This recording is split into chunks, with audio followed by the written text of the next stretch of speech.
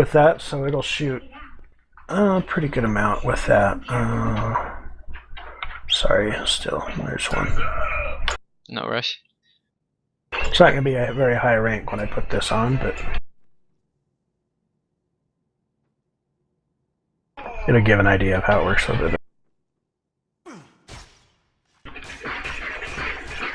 See, that's only like a rank 1, so that's not very much, but it does spread out too, so it does get a lot wider. That you can see that wasn't very wide, but when you're done, it ends up spreading out pretty wide in the direction. So, and with Wave of Arrows, the big thing is a lot of people are getting to the point where they can get up point blank and hit everything with each of those arrows. So it becomes a really strong single target DPS at that point, but it also involves putting a fairly squishy character in a pretty tight situation. Tough spot, yeah. So yeah, so it does involve a lot of risk there and some different things there. But I go with the explosive arrow build. It's just more my flavor, and I've kind of always championed it. So, but I think both are really strong in their own right.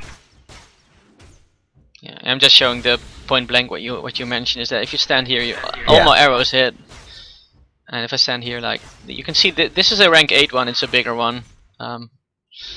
So, but yeah, you say explosive arrow is really good, especially if it has the chance to pierce that you just showed. So you went with the explosive arrow build. What's your rank you have? My explosive arrow rank is. Sorry, let me put my helmet back on.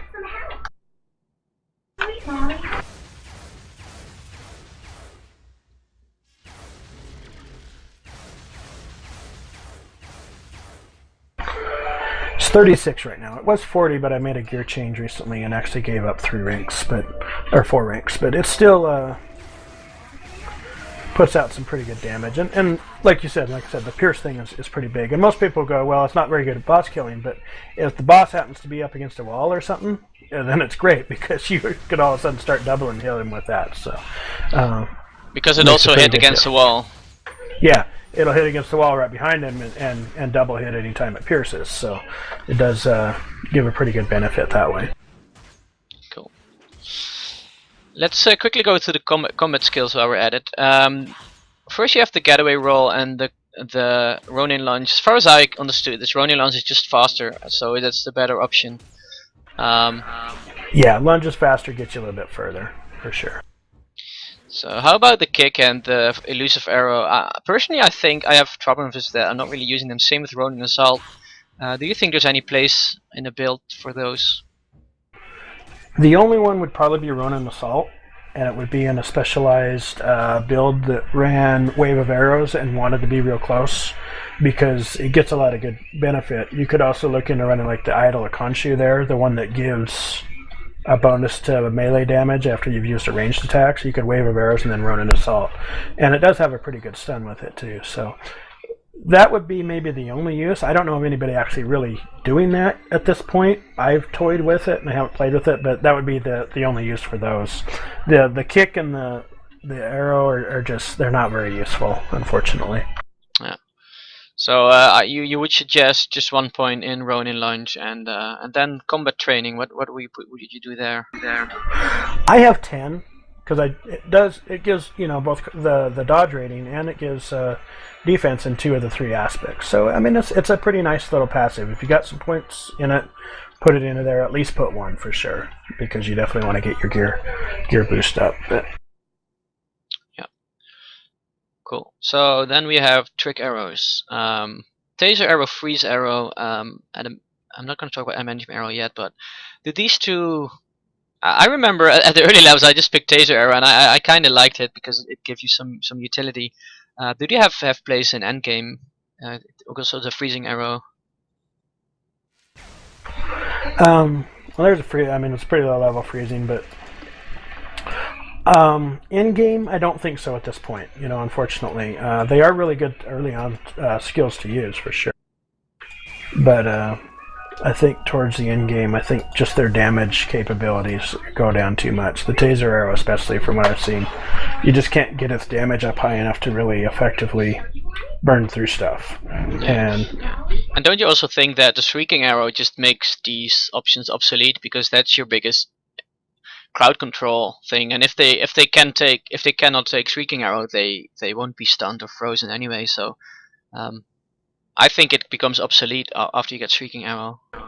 Yeah, definitely. I think shrieking is a big part of that, because it does it handles a lot of your crowd control effects, and either you can burn through them really quick and they don't need crowd control, or shrieking arrow is going to be your crowd control. So you really don't need the other effects at all. You're right. Yeah, cool. Adamantium arrow was one time one of the highest single target damage things, I think. What's its current place, and do you use it? I don't use it. I have a really hard time with skills like that, because they're high risk, high reward. They take so long to charge up and stuff that if you were to get stunned or knocked down, or that kind of stuff, you're not going to get that benefit. You have to keep yourself in a certain spot for too long to get the full benefit, and I don't like that type of play. Some people do, and it does do some really good damage at the top end, but I just can't. It doesn't fit my play style at all. Yeah, I have the same thing. I think every skill that lacks mobility is something that I rather not use too much, unless it's giving me really good stuff, right? And especially on a character that as Hawkeye that you want to play glass cannon, is standing still is not what you ever want to do. So I have to agree with you there. Yeah, I have issues with the animation time on shrieking arrow sometime, because that takes a while, and sometimes you get caught, and like, I don't know if the new Shocker, where he does a lot more damage when he drops those things from the ceiling. Yeah. If I just hit an animation and that happens, and I go to lunge, sometimes he hits me. So anything that takes longer than that really becomes an issue for me. Yeah. Cool. So Explosive is the way that you go. You just max it. Your whole build is evolved around that. Do you also use tear gas? And yeah. I do. Tear gas is great. I use tear gas on single targets to supplement my basic attack. If you can see right there, it does some decent damage, and it also has a nice little benefit maxed out of it. It does reduce some damage.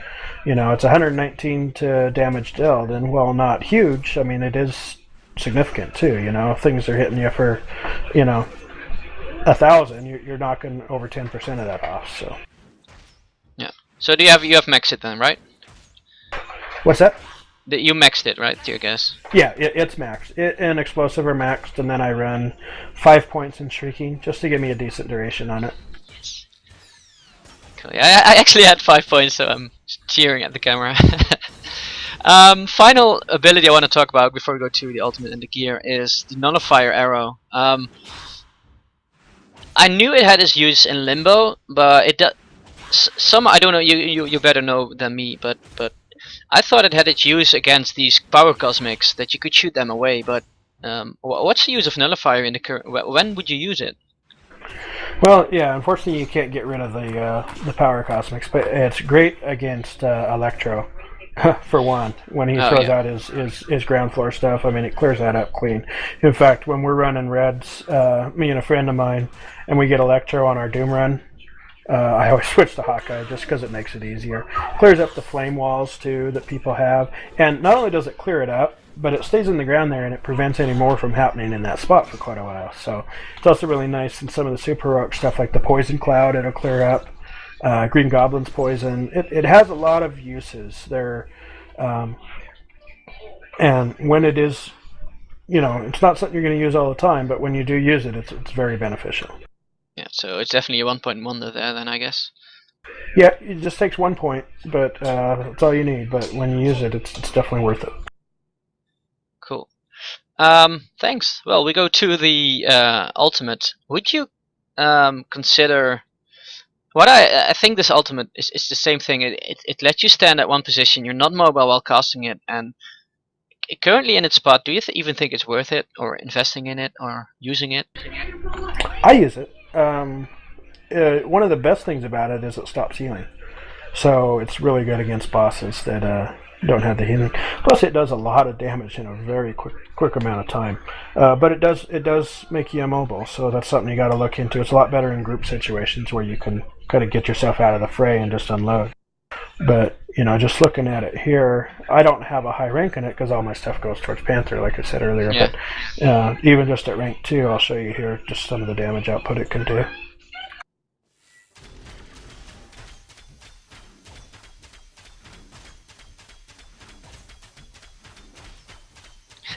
Okay, with your damage coefficient, this looks a lot more impressive than mine, guys. So yeah, and one thing too is right now it doesn't have a timer. It uses up spirit, but it doesn't have a timer. So I can sit here and because I'm using that Mott's arrowhead, I'm getting a lot of my my stuff back. So you can just stay there the whole time, basically. Well, until I'm almost out of spirit, but yeah, that's a pretty long time. So if something's occupying the boss, I can unload a lot of damage pretty quick on him. Okay, so would you, if someone has a Hawkeye as a main, would you? So you think it's definitely worth investing then, or is that too tough to say? Well, I'm not sure exactly how much the damage scales up, but I would guess that yeah, it's probably worth it because that damage is going to go up quite a bit in doing that, and you're going to get to use it more often. So especially if you run Hawkeye a lot in groups, which I think is Hawkeye's best case. He's not the greatest soloer, but in groups I think he's definitely worth it. Okay, thanks a lot for that. Then the next stop is the gear, I guess. So we're going for relics. I read that, as you said before, and I think it's true in hockey as well, the damage with range would be the way to go, right? The Xander one. That's what I use. A lot of people will use the life on hit relics too, though, just to help ease up some of that squishiness, especially if they're not running a lifesteal core.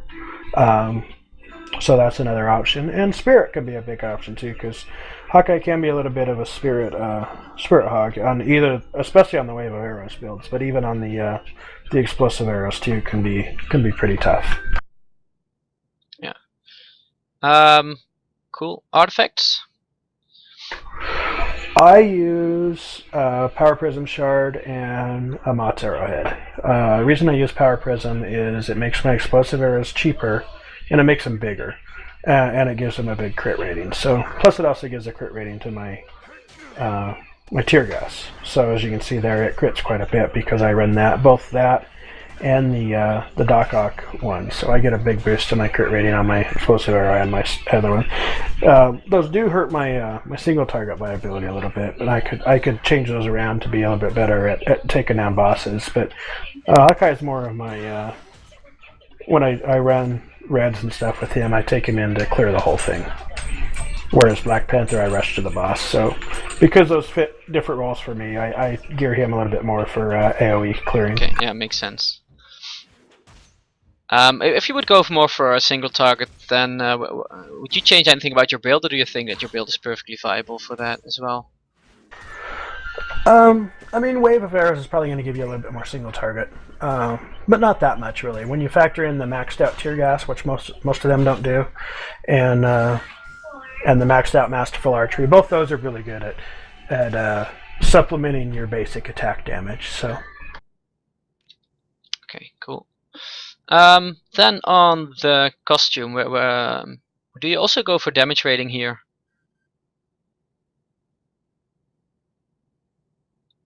What's that?